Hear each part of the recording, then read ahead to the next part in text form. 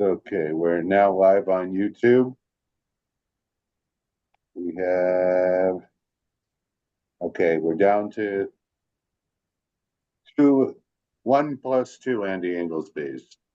So, the two Andys who aren't showing their faces, if you would mind turning on your camera.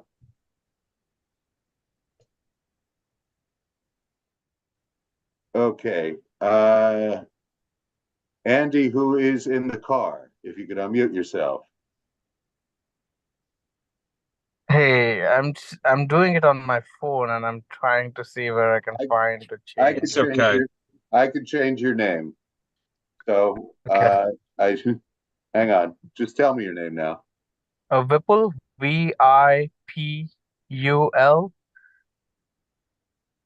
Yep. and the last name is Hiran, Hiran. Please tell me if I spelled it right. Yes. Great. Yeah. And then Andy, who's in the office, if you would mind unmuting yourself. Hi there, I'm Stephanie Infranco, Oh, hang INFRANCO. on. Hang on one moment. Thank you very much. No problem.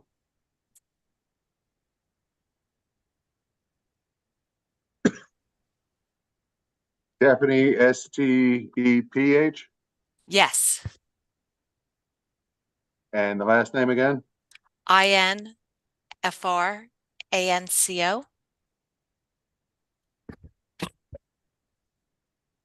Tell me if I spelled it correctly. Almost. Oh, oh, I think I added an extra A. Yes, The second one, if I'm correct. INFRANCO. Okay. Thank you.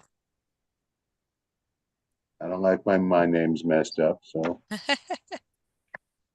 I'm sorry, everyone. Just take another moment.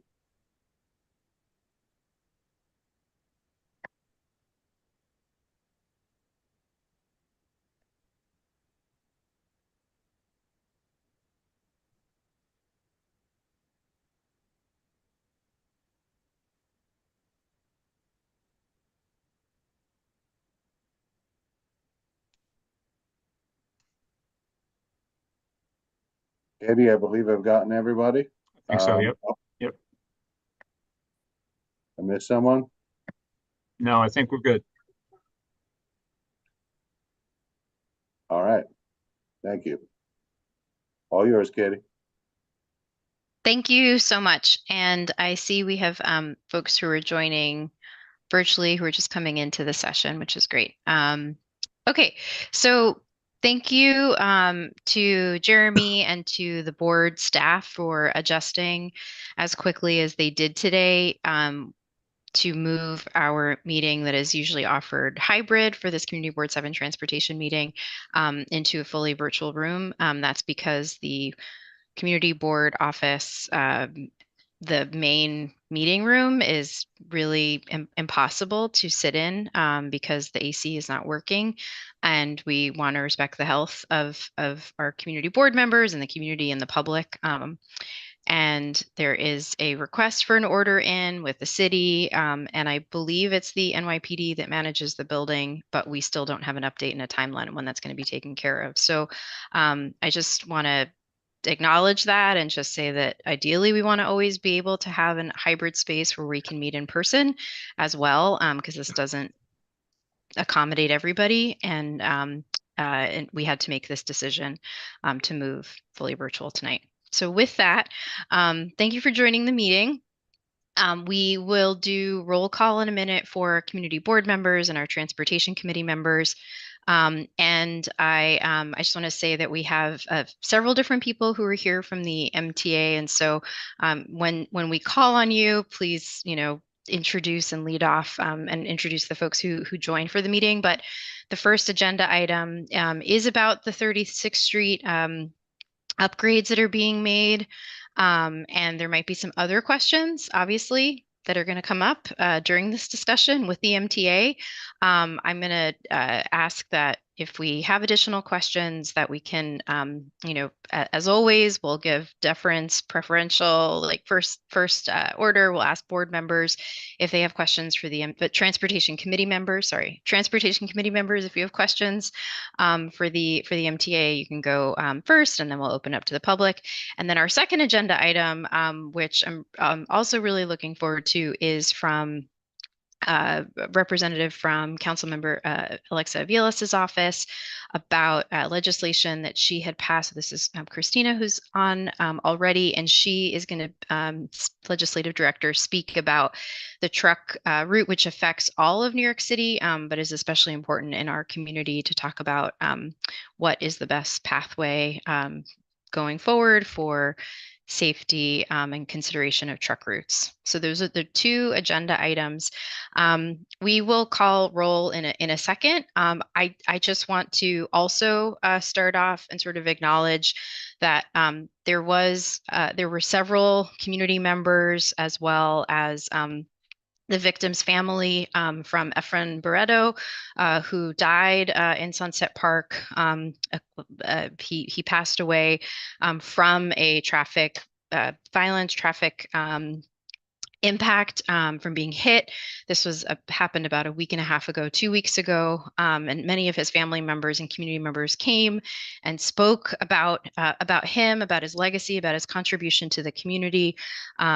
He's the uncle of my neighbor across the street. This is someone whose family, has been in this community for a really long time, and just there was an outpouring of grief, and also anger and frustration, and looking for ways to make our streets safer, and thinking about everybody on the street for safety and accessibility. We take this really seriously. That is what we're doing in our transportation committee. Among all the issues that we look at, it really matters what happens in this committee. It really matters that we hear from neighbors, and that we see action happen, and legislation and policy and organizing that passes. So I just want to say that we hear you. We're trying to, again, work as the community board and community board 7 to take this forward. I personally, something I think about all the time. My parents are living here, grew up in the community, and seniors, and just being able to kind of figure out what we can do as a community board to really convene and catalyze action on this. So I just want to open that up and say that, this is why we're pushing for a lot of these like redesigns and other types of, again, legislation and opportunity to make change. So with that, I'll pass to Jeremy, who will do roll call, and then we will open up to our first presentation from the MTA. Thank you, Jeremy. Thank you, Katie. It's been a while since we've done roll call in this fashion. So just as a reminder, board members, to please remember to unmute yourself, acknowledge your name, and then mute yourself again. I'm not going to call roll if you are a board member, but not a committee member, but I will acknowledge you. So Katie Walsh. Present. Thank you. John DeLupa. Here. Thank you. Damien Andrade. Joan Body. Here. Thank you. Jerry Chan. Gabina Morales Escamilla. I'm here. Thank you. Zachary Jacy. Daniel Kaminsky. Here. Thank you. Roberto Martinez. Present. Thank you. Marilyn Melman. Jamie Nelson. I'm here. Thank you. Sam Sierra. Present. Thank you. Chairperson Julio Pena III. Present. Thank you. I also have Aaron Keith, Karen Rolnick, Cynthia Felix, Gladys Bruno, Pat Ruiz, and Jamie Freed, all board members, not committee members here as well. Thank you. And thanks to committee members and board members for being on. So with that, Andy, should we pass to you to open up? Yeah, that's great. Thanks a lot, Katie. Appreciate it. So good evening, everyone. For those of you that don't know me, my name is Andy Inglesby. I'm Assistant Director for Government and Community Relations here at the MTA. I am joined by several of my colleagues. Katie's okay if when they talk that they can introduce themselves? Is Of that course. works? Okay, Yes. great. So I just wanted to say at the beginning, we are thrilled to bring you this presentation tonight as a kickoff. We know that the community has been asking the MTA to make the 36th Street station ADA accessible for a long, long time, and we're really, really thrilled that we are moving forward with this project. That being said, we, as my colleague Sean Fitzpatrick, who's going to be giving the presentation, will show you, we wanted to come today to give you guys a preliminary update as far as what's going to be happening this summer. And then we would ask to come back either in September or October when we have more information as far as the other phases. But we know that the community board does not meet regularly in July and August. So we wanted to make sure that you guys at least had an update going into the summer. And then obviously during the summer, on a day-to-day basis, I'll be updating the community and the elected officials, community board and the elected officials with updates for this project. But we wanted to give the community board transportation committee in toto as an update here tonight regarding the beginning work that will be taking place fairly shortly. So with that being said, I wanted to turn it over to my colleague Sean Fitzpatrick from MTA Construction and Development. He's going to share his screen and give you guys the fairly brief update for tonight. And then, as I said, we'll be continuing to update everyone during the summer, and then we'll be back in front of the committee, hopefully in September. So Sean, please take it away. Excellent. Thank you very much, Andy, and echoing the sentiment, this is my home subway station.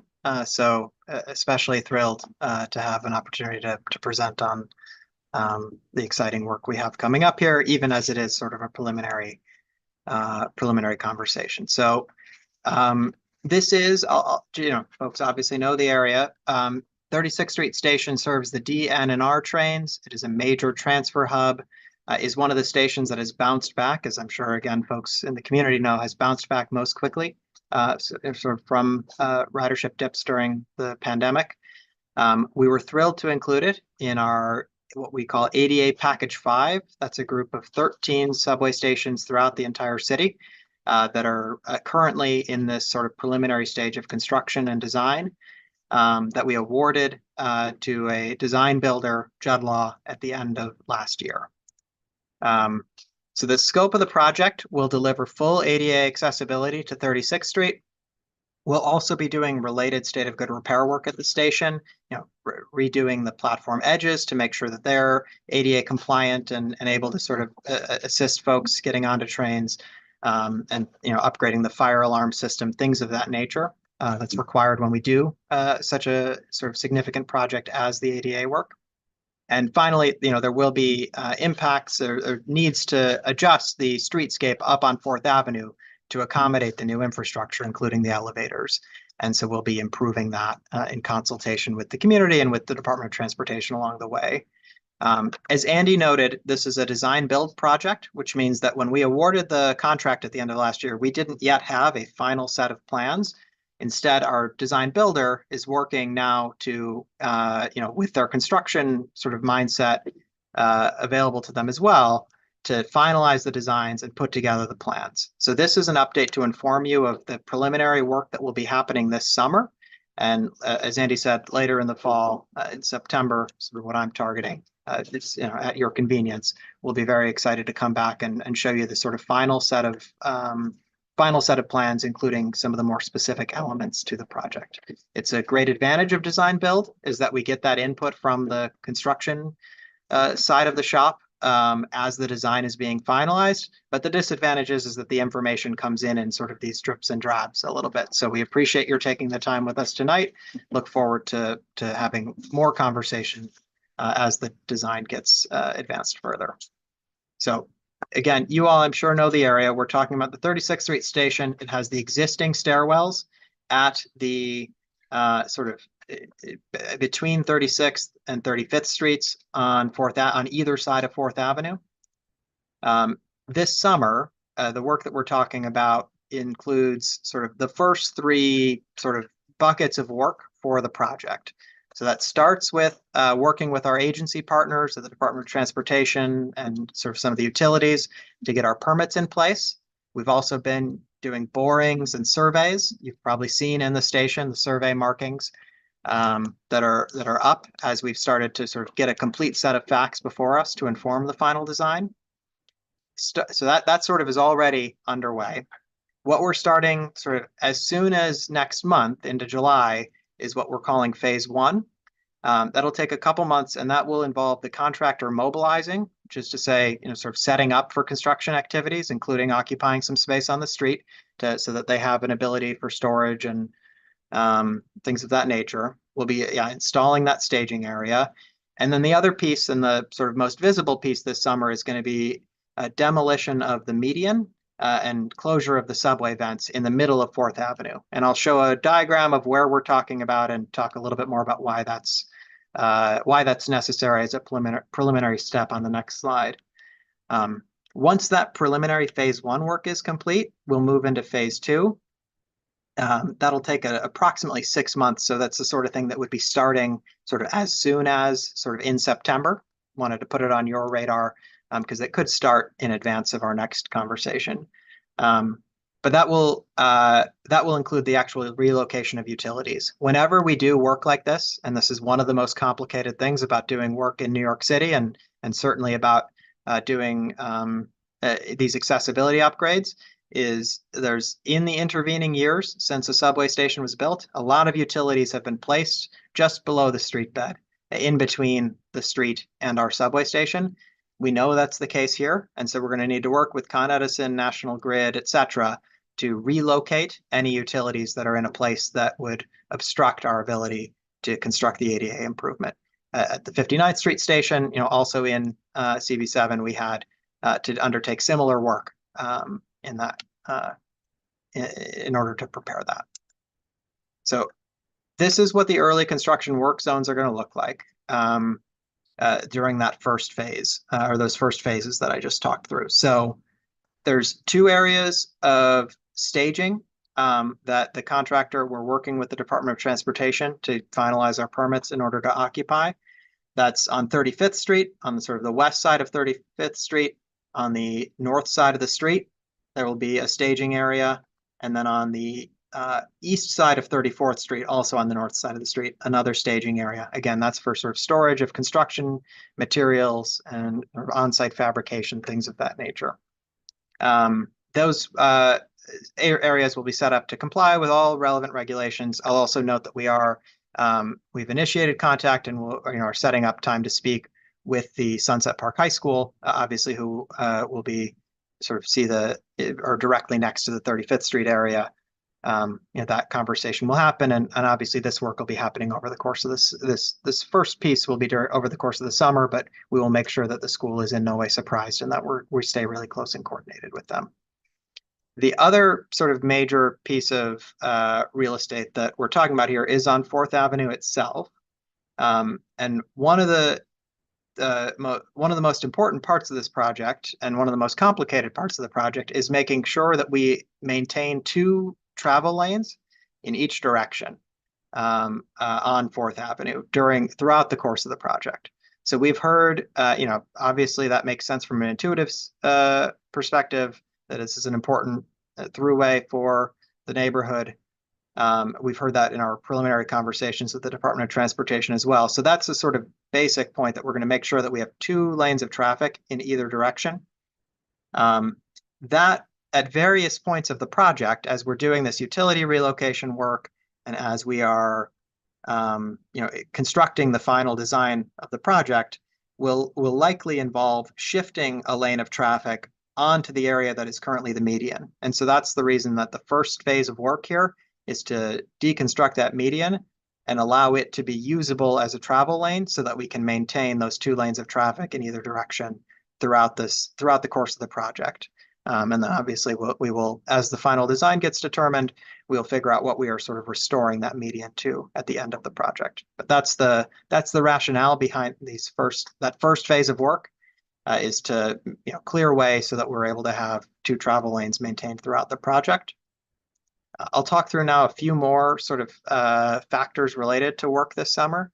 So the vast majority of the work is going to take place during your regular kind of standard DOT approved hours for work on the street like this. That's from 7 a.m. to 4 p.m. There will be, especially as we get into the utility relocation portion of the program, there will be a need to do occasional evening work. We will make sure to notify the community, including obviously the community board, in advance of that work. And we'll have vigorous noise monitoring and mitigation to make sure that we are not doing, we are minimizing to the maximum extent possible noisy work after hours. But there will be times when, in order to avoid major impacts to rush hour traffic and to sort of deal with the schedules that the utilities themselves have for when you're able to sort of disrupt utility service, there will be a need occasionally to do things after hours. We are still in the final stages of kind of finalizing the barricade plan with DOT. It's called the MPT, to protect the maintenance and protection of traffic plan. And so here's where some of the sort of factors that obviously we wanted to make sure didn't catch anybody by surprise this summer come into play. So there will be a need to reduce on-street parking between 34th and 36th streets in order to preserve the travel lanes. And in order, so because there's going to be a need to have sort of space to do that median construction work, there will be a reduction in the amount of real estate available. And so there will be a need to remove some parking during that construction. Again, the final configuration is still to be determined, and we'll have more updates for you on that in the near future. We are going to be working to the maximum extent possible to make sure that we maintain loading access for businesses on the block. Obviously, that can be a major cause of congestion and of frustration. So that I don't yet have a final plan. As it does sort of get finalized, we will of course send it along, but we are working to make sure that we maintain loading access for the businesses on 4th Avenue there. The bike lanes that are on either side of the street are going to be maintained. And then we're also going to make sure that we do not impact the entrance to Greenwood Cemetery. We're in coordination with them. They obviously have their construction project in the area underway as well as we speak. So this is just to say, again, it's a preliminary update for you. We're going to expect this mobilization to start as soon as this July. We'll give you, again, an update as we get a date set, but we're in sort of the final stages of our coordination with the Department of Transportation. And so we wanted to get in touch with the community board in advance of that. And we'll have a full design update for you at your, if you'll have us in September, we'll be here in September, otherwise at your convenience this fall, to give you a better sense. This is, it probably won't be surprising for folks to learn, this isn't a sort of especially complicated station in terms of the ADA project. 4th Avenue itself is a busy, complicated street, and the subway infrastructure is very complicated beneath it. There's sort of, I keep using the word complicated, but it's because it's top of mind. There are changes in the way the subway is actually changing its grade in relation to the street throughout the station. So this is an example where design build has been extremely valuable to us because it's allowed us to have constructability and have sort of the construction experts fully engaged at the moment of design. But it also has meant that we are a little bit behind where we would often be at this stage in the project had it been fully designed in advance of awarding it. So we appreciate your patience. We appreciate your continued conversation and collaboration. And, this happy to answer questions about this summer's work, happy to talk to the extent that I can about the issues we're working through, and, look forward to seeing you again after the summer. So with that, very happy to take your questions. You also, obviously, one final note, we have a hotline and an email address specific to the project that folks can flag any sort of questions or concerns throughout. You all obviously know how to get in touch with Andy Inglesby And we will be proactively in touch with you over the course of the summer as well as some of these things take shape. So with that, I will actually pause and thank you for your time. Great. Thank you so much. Oh, maybe my video froze. Okay, I'm back. So we'll open up to some questions to board members, and I might ask I'll try and throw these all together. I believe oh, Francisco is with MTA, however, so he might just have something to add. oh, yes, please. If there are any other MTA points from the presentation before we go to Q&A, is that right? No, I'm sorry, I pressed the wrong button. I was trying to get the audio straight. Sorry. Oh, okay. That's okay. That's okay.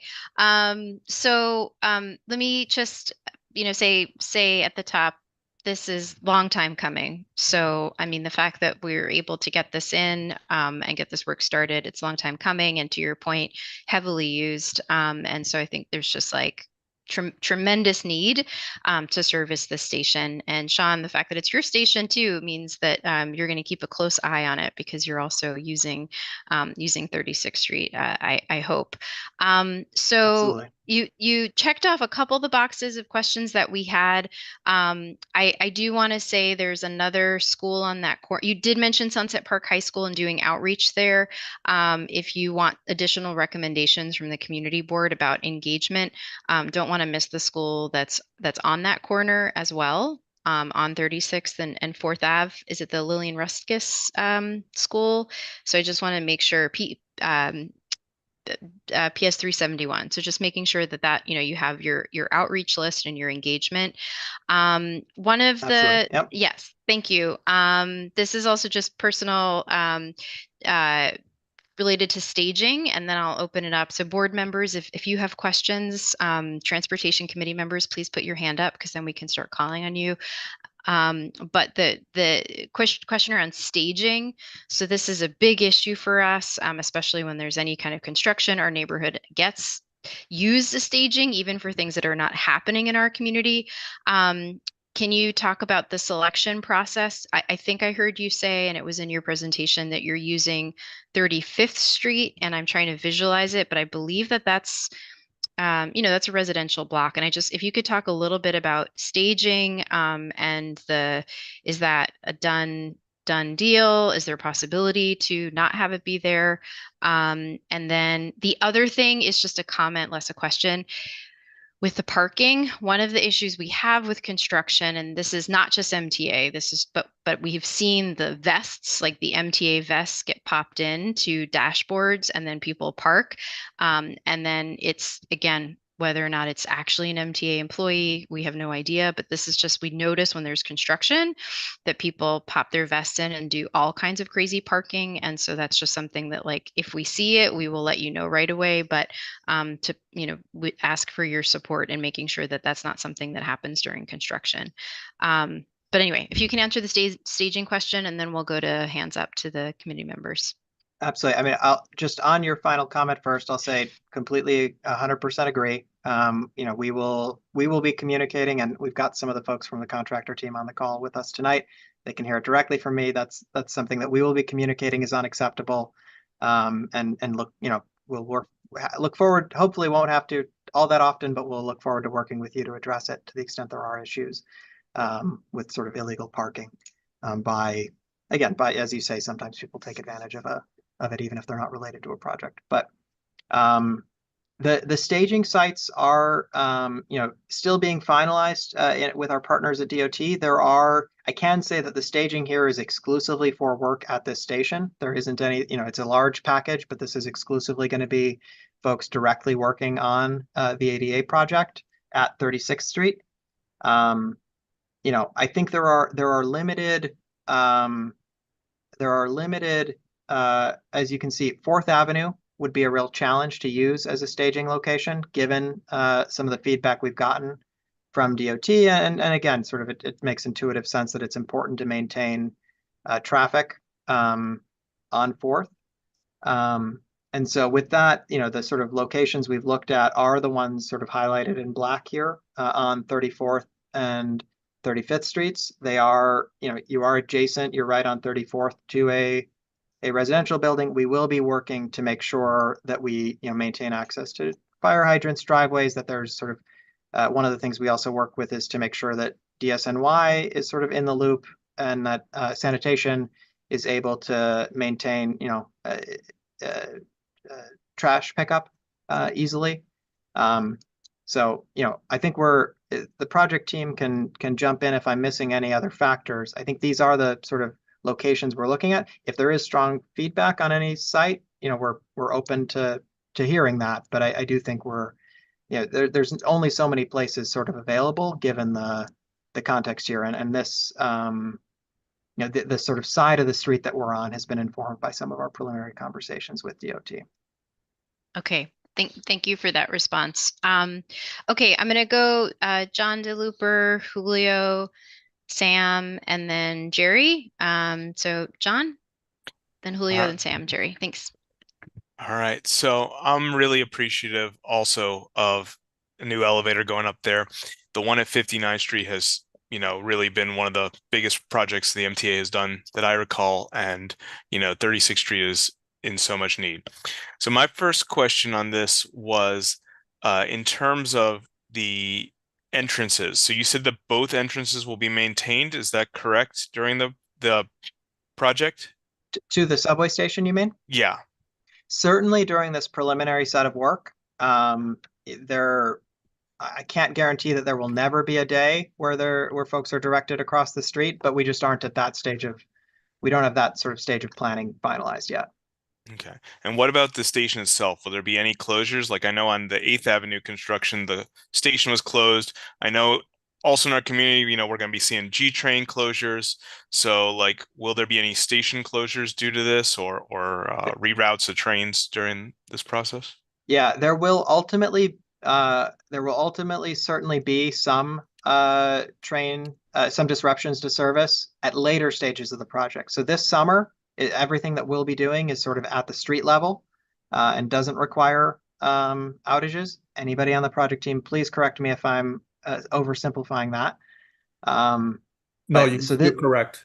Okay, yeah. So this summer's work does not include any outages. However, when it comes to the actual installation of the elevators, as we get into later this year or into next year, there's it's impossible to avoid it to some extent. We will, once we have a better sense of what that impact will be, we'll let you know. This is one of the things that drives the complexity at 36th Street and is why the design is it's important that we have sort of the final design locked in. One of the factors we're looking at is there's different ways you could make the station accessible, some of which might have much larger impacts to subway service. And because this is where the D and the N and the R, sort of reunite after separating in Southern Brooklyn, a disruption to service here is impactful sort of throughout the system. So we know it's really, really important to minimize those disruptions to the extent possible.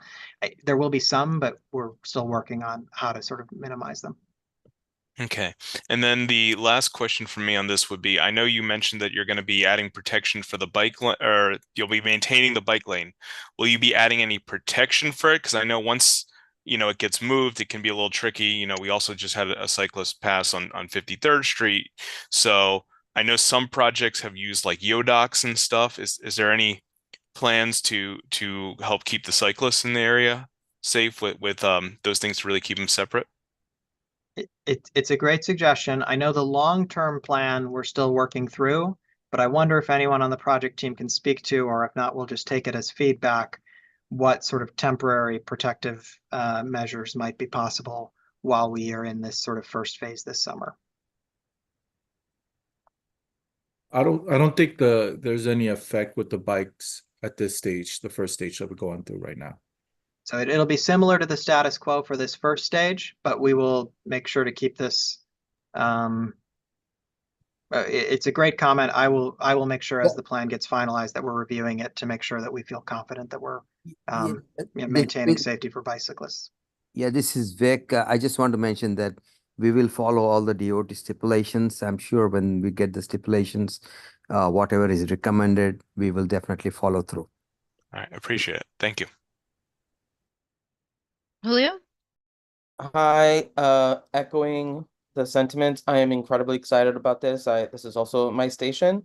So looking forward to getting accessibility added here. I have a couple of questions. One, can you talk a little bit about pedestrian safety mitigations for this area? This is like a very well active corner. You know, you have people exiting the station to walk down to some of the industrial businesses, Industry City, to the local schools, as well as up the block to the MTA depot. Can you talk a little bit about the impacts for like pedestrians? My second question is, there are city bike stations on 36th Street and 34th Street. I use those myself. Can you talk a little bit about if those would be impacted? And then my last question, 4th Avenue is in the process of rehabilitating and improving the medians all along the corridor. And if this construction work, how would that impact that work happening over the last couple of months? Great questions. So the pedestrian piece, we will, part of the sort of process we're working through with DOT is finalizing it, but we will be making sure that we're maintaining the pedestrian crossings and that they're sort of clearly marked and safe. I glossed over it, but as I have this slide pulled up, you know, we are working to make sure that we're going to be able to maintain for vehicles the ability to get through these intersections even while we're doing that median work, but we'll make sure to do the same thing for pedestrians. And obviously these are extremely high, lot of pedestrians on the street sort of throughout this entire sort of station area. So that'll be top of mind. City bike, the team can correct me if I'm wrong. Our staging areas avoid the city bike stations, and I think that was done intentionally. I use those stations too when a dock is available, which isn't always, but that's another issue. And so, yeah, we will be maintaining, please somebody correct me if I have this wrong. We will be, we don't anticipate any impacts during this first phase to city bike stations. Yes, there will be no impact on City Bike Station, Whipple from Jadla. Great. And I'm sorry, I forget the third question. About the construction on the median along 4th Avenue. Construction, yes, that's right. So the final design here will take into account, we still need to figure out, the most basic question is where the elevators are going to be. We're still finalizing that. Once we have that in mind, all the work we're talking about this summer needs to happen regardless of the final placement. Once we have that in mind, we will design with DOT, and we'll be happy to update the board as well, an updated, what we will be restoring the street to at the end of the project. There's a chance that it will be a little bit different than the rest of where 4th Avenue has been reconstructed, simply because of the need to accommodate the location of the elevators. But it will be sort of following the same principles and, attempting to make sure that, there's some continuity in materials and things like that from here to the rest of 4th Avenue as it's reconstructed.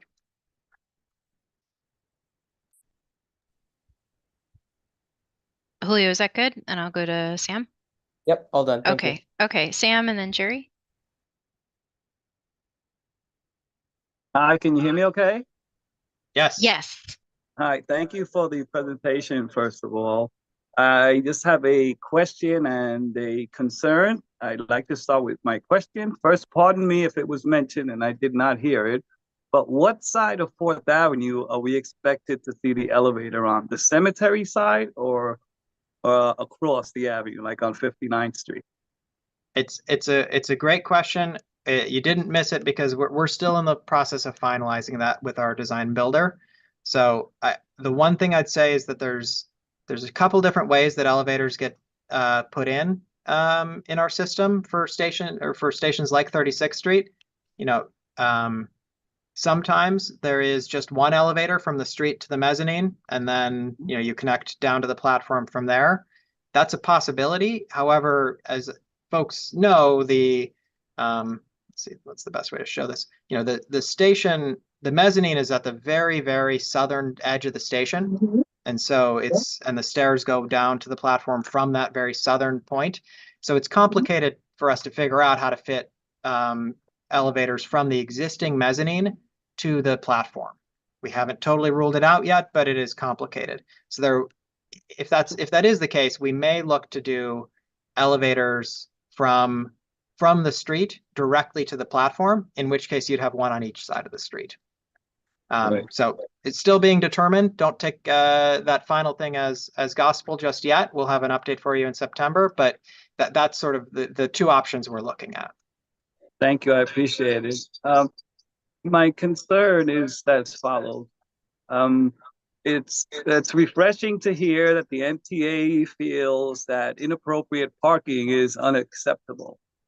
But our concern as a community is, how does that information trickle down to the contractors that are on site?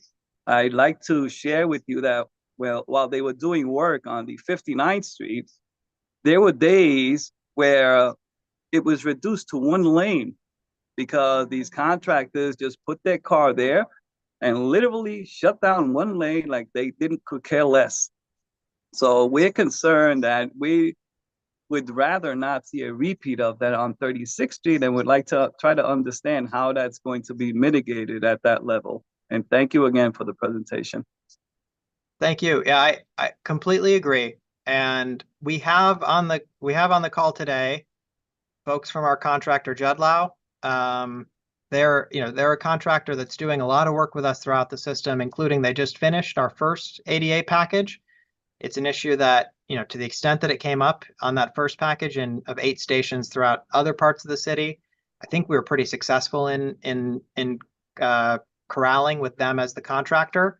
I'll be around holding them to account and seeing when there are challenges. But it's a thing that happens in construction in New York, but we take it very seriously, and we'll make sure that the contractor is communicating really directly and that they're hearing it straight from leadership at the MTA, that that's not an acceptable thing, and that there should be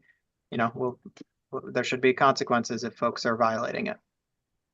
Thank you again. Sam, just to follow up on that, I was around when for the 59th Street, I was the direct government and community relations rep for 59th Street project. I know Jeremy contacted me on an almost daily basis, when he heard complaints or when he saw it firsthand, as far as the offending construction people. So yeah, as Sean said, we take this very seriously. If we're going to be taking away parking in the neighborhood, we certainly don't want to say that we're taking away parking just so our construction members can park. So that's not going to happen. And in the occasion that it does, then just feel free to let us know, and we'll put the hammer on the contractor. Great. Thank you so much for the clarification. I appreciate it. Okay, we'll go to Jerry, then Jeremy, and then Pat. Thank you. Thank you. I don't mean to sound like a broken record, right? So I will, right? About the parking situations and stuff. I echo what Sam and Katie saying about the parking. You could tell me, we could spend all night telling me that you'll guarantee, but it's not going to guarantee. I see contractors and stuff will double park as looking at the working hour from 7 a.m. to 4 p.m. This tells me that the contractor will be there at 6 a.m. in the morning, start blocking up the road. Can we write it, or not we, can you guys write it in the contract saying that that no contractors can allow personal vehicle to park on 35th Street or the residential area? That's one of my questions.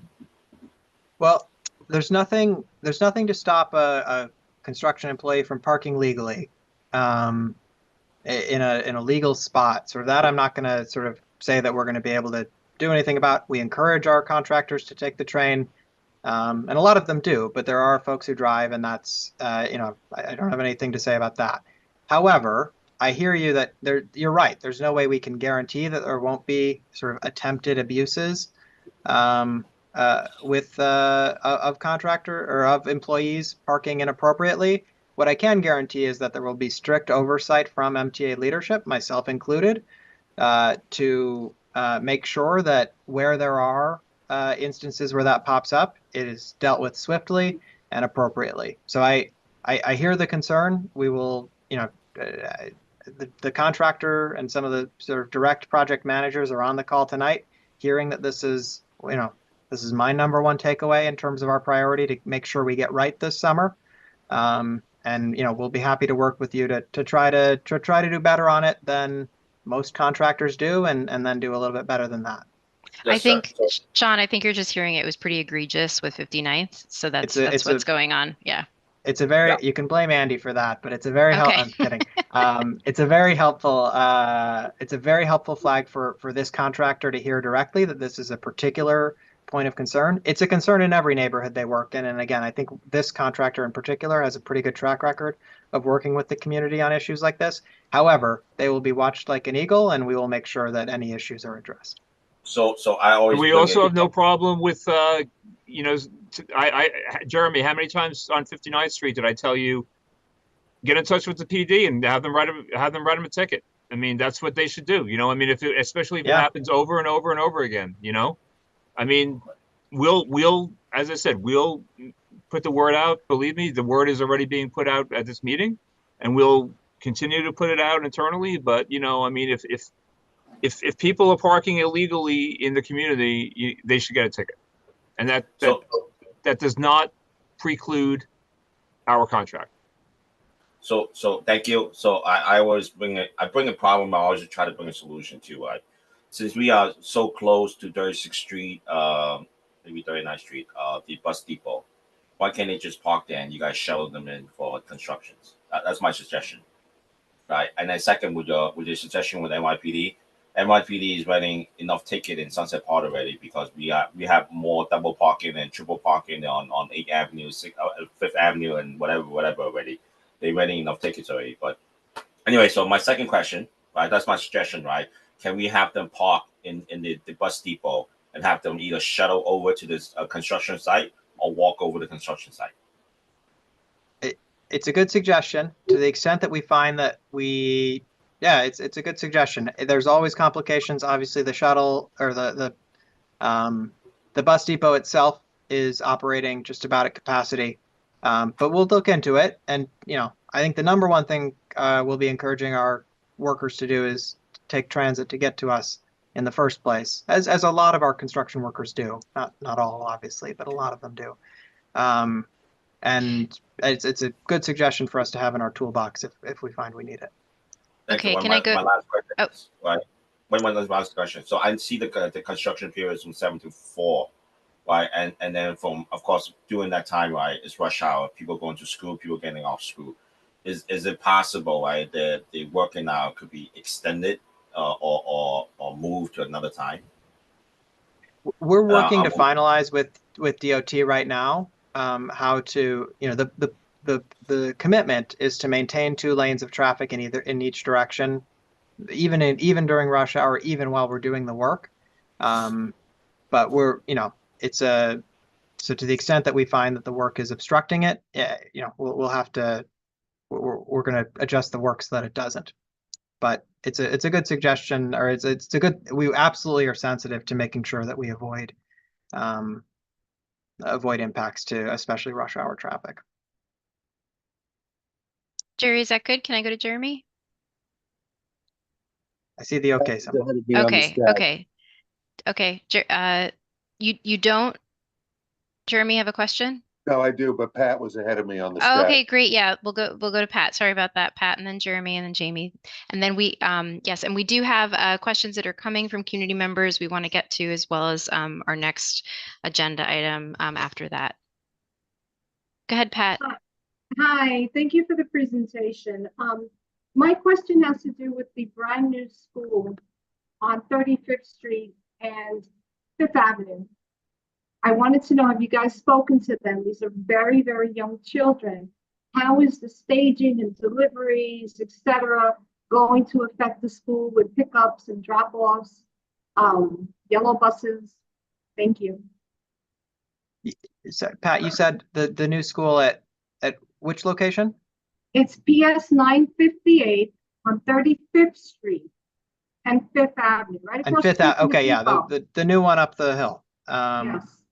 Yes, it's a great suggestion to make sure that we, Andy and the government community relations team here, we will make sure that we make contact with them and that there are no surprises. You're right, a lot of the buses do go down 36th Street, especially.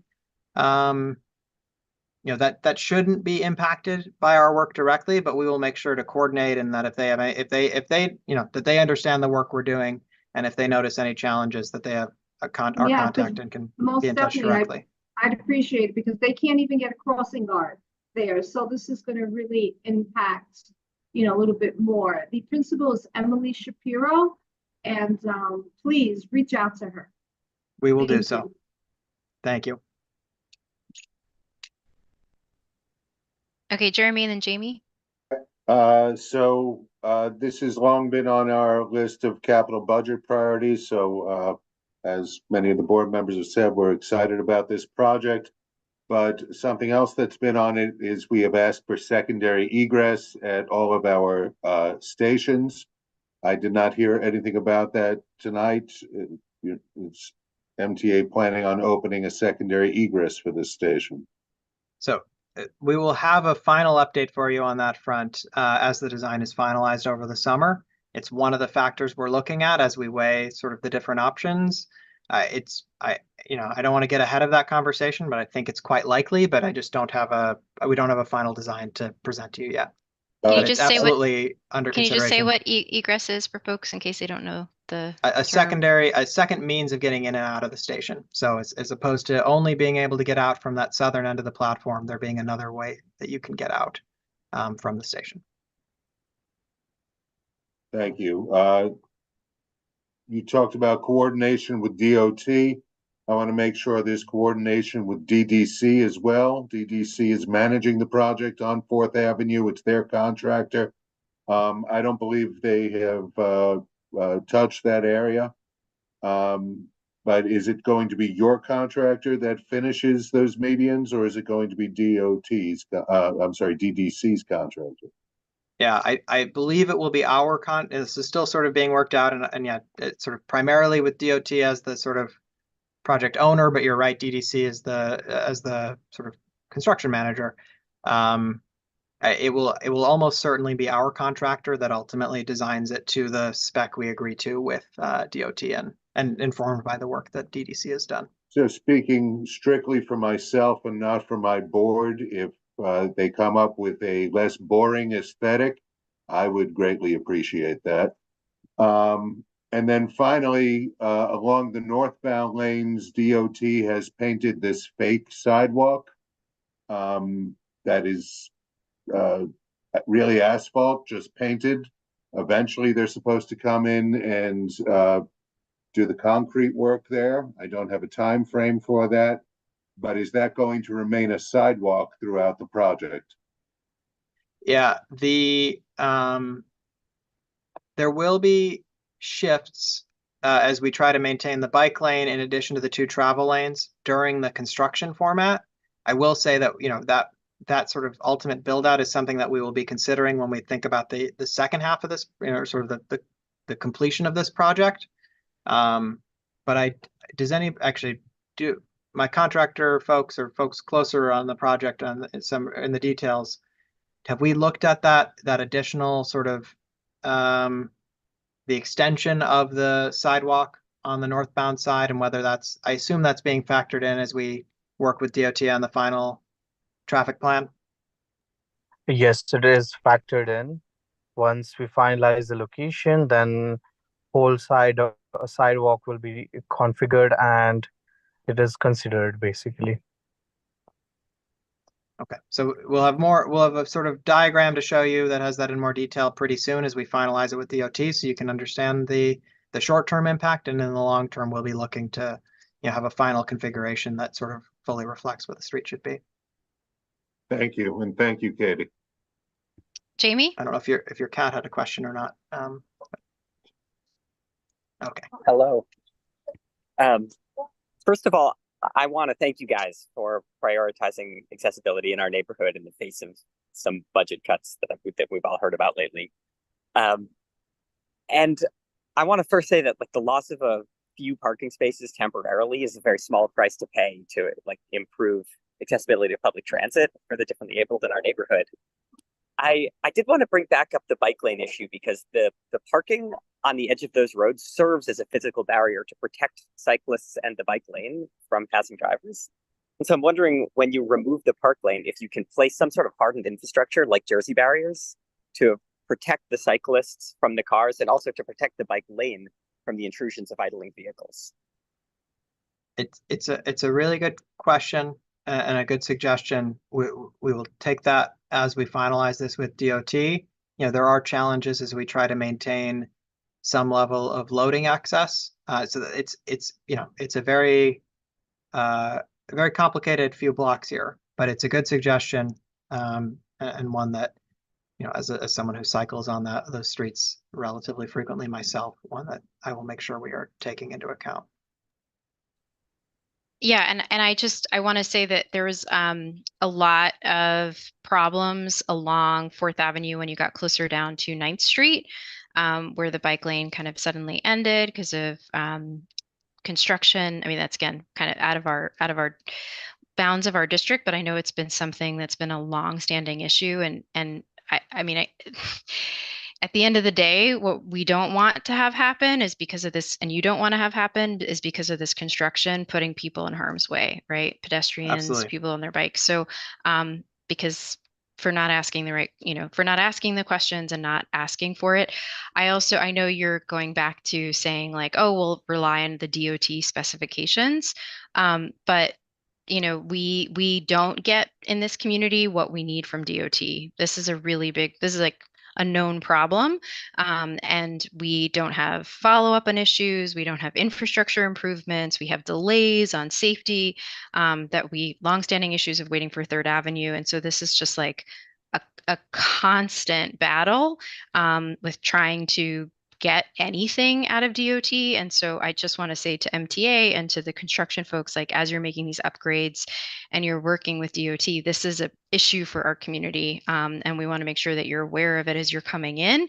Because I don't want to have it kind of fall back on the like, oh, well, DOT says, you know, X, Y, and Z, because that is very problematic. And we're trying our best with them, but it's really a big issue. So there are some questions that came in from community members, and if we had the benefit of being like in person, it's really easy to just like turn to people and kind of open the mics up. We also have a whole other presentation that's coming in from our council member on actual truck safety and rerouting. So so this is what I'm going to attempt to do, and say that I'm going to capture some of the questions that came in the Q&A. And if you feel like your question hasn't been asked and hasn't been vocalized from the public, from the community, you can put your hand up. But again, to reiterate, there's like this question around like parking and staging. This has come up a few times. I think the issue is like, where do people go if they see something coming up? So this is the contact. So you've got the phone number that's listed here to follow up with questions about the project, as well as the email. So I just want to make sure that I can see it on my screen, and that's where questions that residents, nearby businesses have, to be able to do that. There is a point around like notification so you talked about schools being notified. Is there community engagement? Is there anything else that happens, or signs posted up? Like, what is that normal sort of community engagement process? And I will let you answer that. And then, sorry, one other, I'm just going to try and get the Q&A. This all came through. I'll just leave it. I'll leave it there. And then if community member really has a question, they can use their hand. Okay, go for it, Andy. For the notification, I'll be contacting the schools. I'll be contacting the immediate area. We generally do a walkthrough with the contractor once we know definitively when we're going to start, and I'll be doing that in the coming week or two. Great. Okay, that's really helpful. And nothing is being impacted by the congestion pricing stuff that's going on, right? Like this is going ahead. This contract is moving forward. Okay, great. Yeah, you guys knew we would ask that question. Okay, so Gia Sharp from the community, and then we're going to move over to the other presentation. Jeremy, if I can get your help in unmuting. Gia? Unless I can do it. Ask. Yeah. Okay, Hello? I think she's Yeah, unmuted. you Yes. can unmute yourself. Thank you. I just did. Can you hear me? Yes. Yes. Great. Thank you so much for the presentation, and thank you for making time for all of us to ask our questions. So I actually did ask the question in the chat, and I'm not sure if it was really answered because 34th Street between 4th and 5th Avenues has 2 large city bike stations already. And so to stage also on there on our block, I feel like it's going to create a kind of a hazard. So I'm just wondering if at least one of those city bike stations can be removed while they're staging, or move the staging somewhere else. It's just a lot of burden on a block that has a lot of seniors and differently abled people and young children, and it's a pass through for kids going to Sunset Park High School. So I'm just wondering if there's any ability to be flexible on that. Thank you. So Could you go to the staging slide just so we can see it one more time, because it's super helpful. Yep. So I appreciate the comment. We will certainly make sure that that is raised in our conversations with DOT, who ultimately is sort of the arbiter of where we're permitted to stage and where we aren't. I will say that we will make sure we will take responsibility for making sure that the staging area is properly maintained, that there is sort of full safety is taken into account when moving materials in or out of it. But sort of the question of moving a city bike station is ultimately not one that the MTA has jurisdiction over. But we will make sure that our DOT counterparts are fully aware, as I'm sure they are, of sort of the city bike locations on this block already. Okay. So are you saying that, so you don't have any jurisdiction over the city bikes, but you could find another staging area if you see that this block is already congested like in real time? Like I would hope that someone's actually come to the block and seen the actual conditions of it. So we're just concerned about that because there's people who can't ride bikes, they have to drive. They're just not, or hopefully they're taking the train if they can, but obviously it's not accessible right now. So there are people who do drive, and so to take even more spots away from people who are seniors and differently able doesn't seem like it makes sense. Yeah, I appreciate the concern. There's very limited locations where staging is possible here. Obviously, the cemetery itself is a sort of physical, means that there isn't a 35th Street as we're staging on the other side. So it's a challenge. I will personally, take another close look to make sure that the team is vetting all of this appropriately, and that DOT is as well, as they sort of partner with us on this. But I can't tell you that we're going to change the location just based on the very limited options that there are to have sort of staging on sort of, it's quite valuable to the project as we ultimately make improvements to both the northbound and southbound sides of the station to have staging on both sides of the street. Okay, so thank you for your answer. Appreciate it. Thank you. And if I can ask you to go back to that slide one more time on feedback and follow up with questions for phone numbers, that'd be really helpful. And we also have our elected officials. I know that Council Member Avilas's office is on the line because Christine is about to present as well. So is also hearing this feedback from our local city rep as well as our state reps to follow up with. Okay, well, thank you, Sean. Thank you, Andy and team. And we will circulate this presentation to transportation members. Thanks for joining us. Excellent. Thank you all. See you at 36th Street.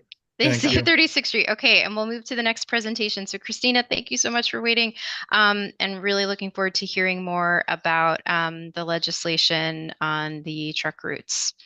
And I know you have good news that it was extended till the end of July for feedback, but the community board is really looking forward to being able to provide input from Sunset Park, Windsor Terrace on the truck route. And so over to you for your presentation. Sure.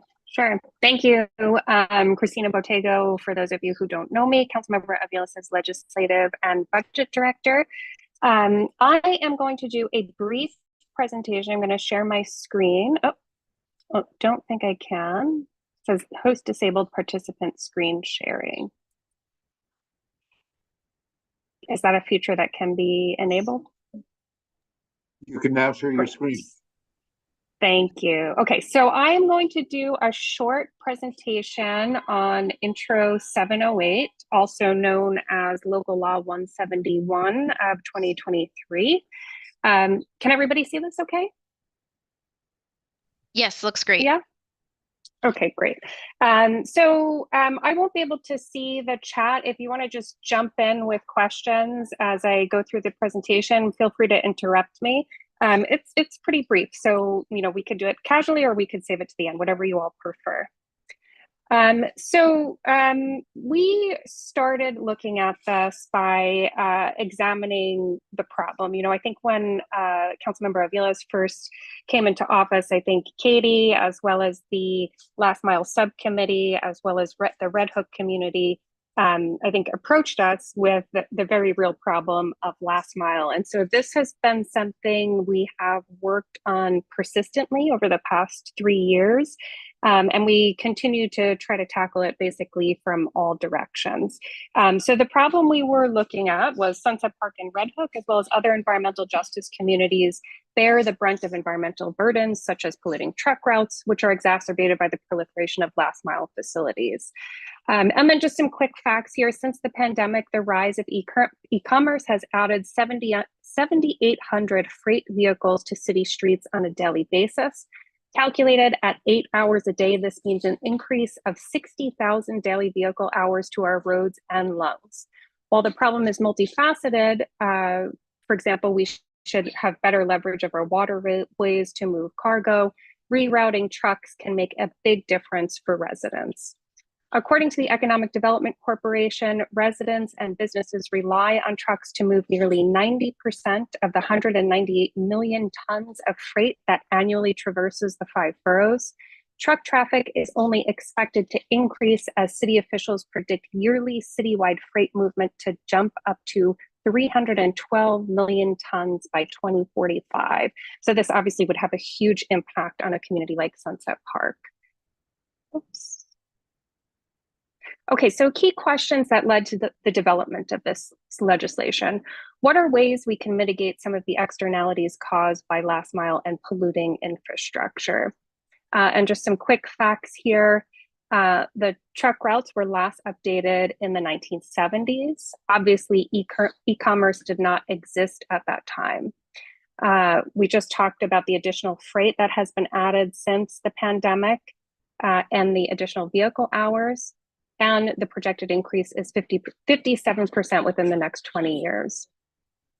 We continue to ask this question with other policy proposals as well. I did prepare a bunch of handouts for everyone. Unfortunately, we're not in person. I'll try to get those handouts to Katie. But something we wanted to highlight that's a little tangential to this work was some of the wins we gained through the negotiations on City of Yes zoning for economic opportunity. So because we continue to ask these same policy questions with regards to last mile, we did get a commitment from the deputy mayor on special permitting of last mile facilities and a commitment on indirect source rule. So I do have handouts on that showing the original letter that we wrote to Commissioner Gorodnick. We had 28 other signatories on that and the response we've received from the administration highlighting those commitments.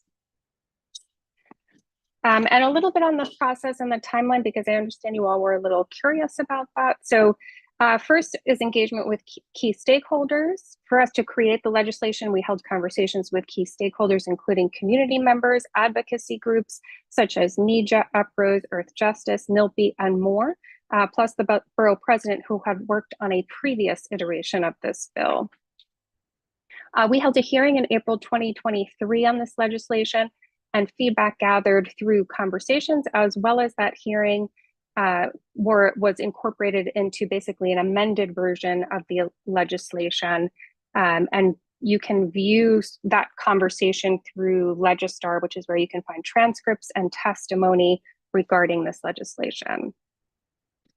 And again, I did have a handout on some of the highlights from the negotiation with the administration, but I'll just quickly give you an example of of what that looks like. So once we arrive at a sort of more perfected version of the bill through community feedback and public hearing, we then have to kind of submit that legislation to the executive branch, who tells us, yes, this part is workable, no, that part is not workable. And just an example of something that we encountered is initially we had the word emissions in there.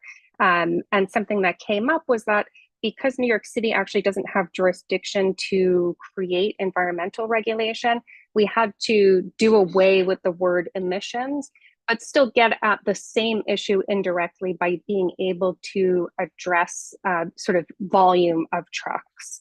So that was a way to get at the environmental concerns. So right now we are in what is known as the rulemaking process. DOT, once we pass the legislation in City Council and it gets signed into law by the mayor, essentially it gets handed off to DOT to go through this rulemaking process. And so what DOT has decided to do in this case was create the feedback portal, which I think you are all familiar with. Obviously we just got the extension, which is now until the end of July. I think conversations with stakeholders, I know, for example, NEJA is already engaged in conversation with DOT. Over the next few weeks, there will be engagement with key stakeholder groups to sort of, refine what the truck routes eventually become. But obviously critical that you all participate by logging into the portal.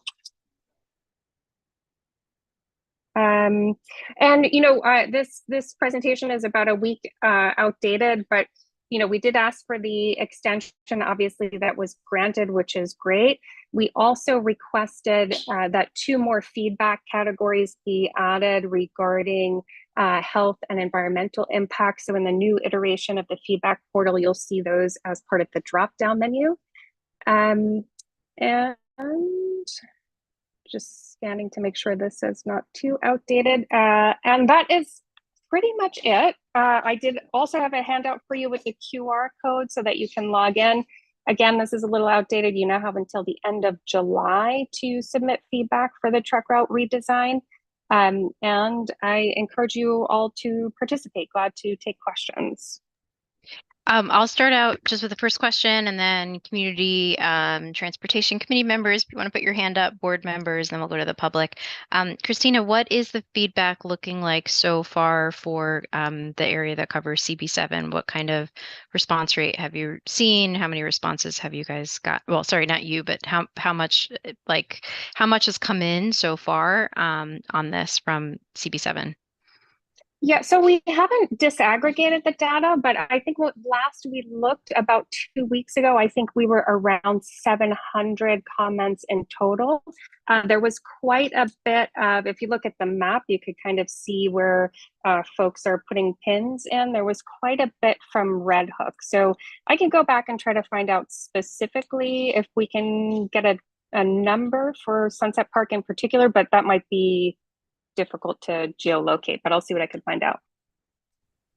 Okay, that's helpful. I mean, I think one of the things that we've heard so far, just as general feedback, is the accessibility function. This is kind of like a little, not the easiest format of a map to log, and then also just getting the word out, like so that people know about it. And so I would say for everybody who's here on the line today, from the Community Board 7, like it's very important that you take the time to actually use the map to provide feedback. So let's Katie, I'm sorry to interrupt. That's a good point, actually. I think just today we received some feedback from a group of parents from one of the local schools. Similar concern, they were not able to access the internet to input the information into the feedback portal, but our office is doing it for them. So they wrote it down, we're going to input it. Similarly, if anybody here wants to do the same, we're happy to do it. Or if you know someone else who maybe doesn't have access to the internet or is not particularly fond of the internet, feel free to send them to us. We can take the written information and then input it. Can you either put your slide back up or put it in the chat so that everyone knows who to contact and how to reach you? Oh, sure. I don't think I actually put my contact information in or the there, best, but however you yeah, want I'm going to people to drop follow it in up. the chat. Yep. Okay. Okay. Drop my- Any questions from community board members?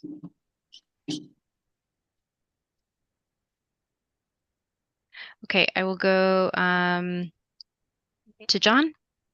So this is not a comment, but this is this is not a question, but a comment. But I was looking at the map, at least on the DOT website.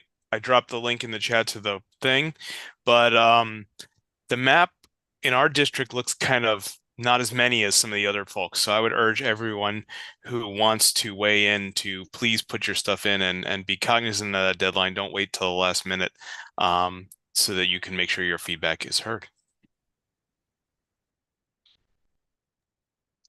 That's all I had to say.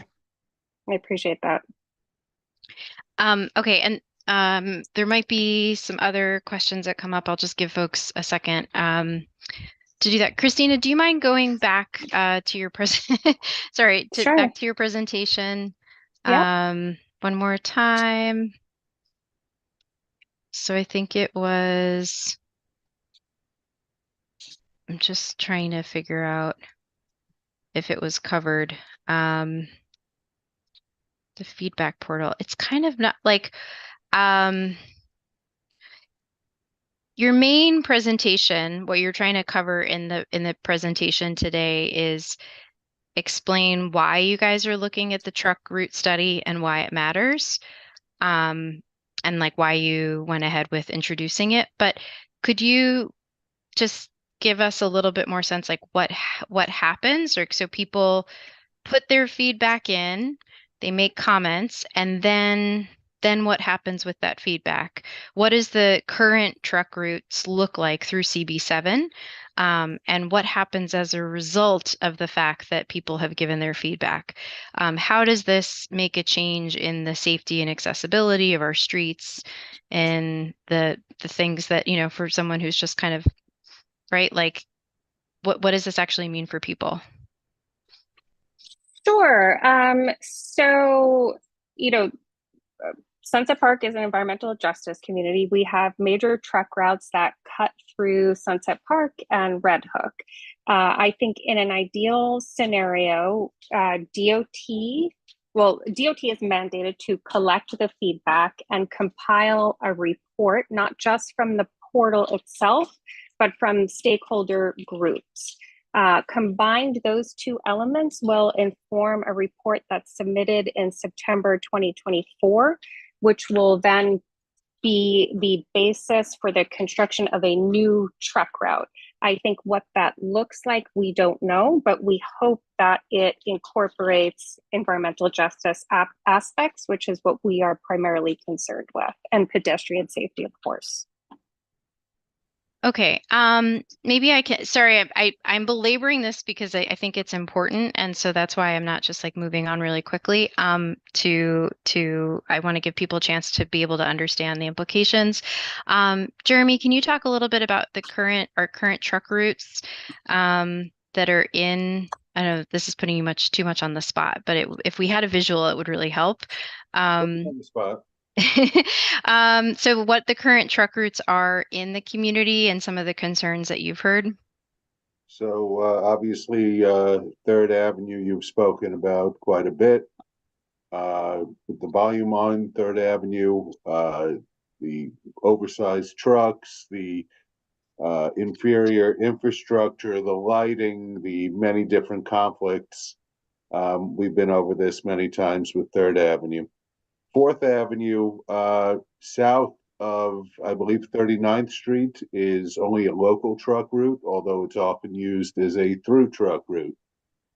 DOT eliminated traffic going in one direction on 20th Street, which eliminated the ability of trucks to get to the 7th Avenue entrance of the Prospect Expressway. So that leads many of them to seek other avenues to get onto the expressway, including the 17th Street entrance, which is temporary and cannot accommodate large vehicles and was specifically designed so it couldn't accommodate large vehicles, which often get stuck when they use it illegally. There's the problem of the Gowanus Expressway, of course. And then 39th Street is a truck route, east-west truck route that has two, I believe, failing intersections at major points, 4th and 5th Avenues. And 60th Street,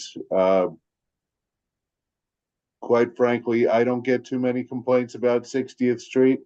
I have fewer residents on 60th Street.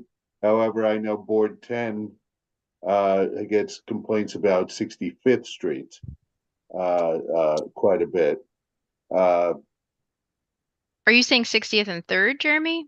No, 60th and 3rd, we obviously get complaints, but I'm saying the truck route that goes through the community along 60th Street, I don't get too many complaints about that one. Except the Fifth Avenue crossing, but that's for a variety of reasons and not necessarily trucks. Well, trucks are only one feature of it, I should say. Okay. So, Christina, what your ask to the community? What kind of feedback should they give on the portal? Well, I think check out the portal for sure. I think look at the drop down options. I think everything that Jeremy just said is completely legitimate for entering into the portal. And you're looking for pedestrian safety issues. You're looking for environmental justice issues, idling. A truck route that cuts in front of a school, for example, would be a thing that we want to look twice about. But I encourage you to look at the portal, look at the menu of options, and then look at your neighborhood. I don't want to push anybody in a particular way, but I think that's a starting point. Okay, and I'll just go to board members, and then we'll just go open to the public. Dan? Thanks, Katie. Hey, Christina. Hey. Good job. Good to see you. Good to see you. My only question I put in the chat, but just to reiterate, I'm just from a process standpoint, I'm curious after this new map is created. Well, firstly, you mentioned September, they're creating a new map. I'm assuming the they there is DOT, but just confirm. Correct. And then is there a follow-up? Like, do CBs vote on it, or does council vote on it, or kind of how does it go from there? Or is it just they create a new map and that's the end of the process? They create a new map and that's the end of the process. But hopefully in the interim, there is a lot of conversation.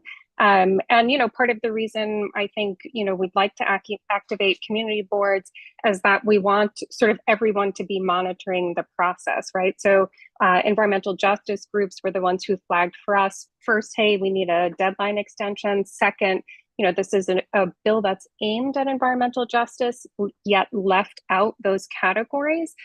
So, it's really important that folks in the community are monitoring the process, and we'll do our best to keep you all informed. But in essence, yes, it's a report in September 2024. It is conversations with stakeholders, and then from that, DOT creates the new truck route. Okay. Thank you. So on that, I will say if you live in Community Board 7 and you're seeing trucks where they shouldn't be, or if it is an official truck route and there's different types of uses that are happening now in terms of safety and implications, it also could be air quality, it could be traffic, transportation, please respond to this opportunity that is in front of us related to the truck study, which is open between now and the end of July. And Christina, just like you got a letter today from parents who were organizing around from the PTA from 60th and 3rd Avenue, that is an opportunity for neighbors and people who want to reach out to Community Board 7 to let us know about any additional feedback that you have so that we can prepare a response that we'll also put in addition to comments individually that people have as another step that we plan to take. So with that, I will, I guess I don't need a second to close because we never officially called the meeting to order since we're fully virtual. So Jeremy, is that right? Can I just call to close the meeting? Anytime you want, Kate. Anytime I want. Okay, well, thank you everybody for joining, and see you again soon, and have a lovely summer if we don't see you. Thank you. Thank you. Take care. Thank Bye-bye. you.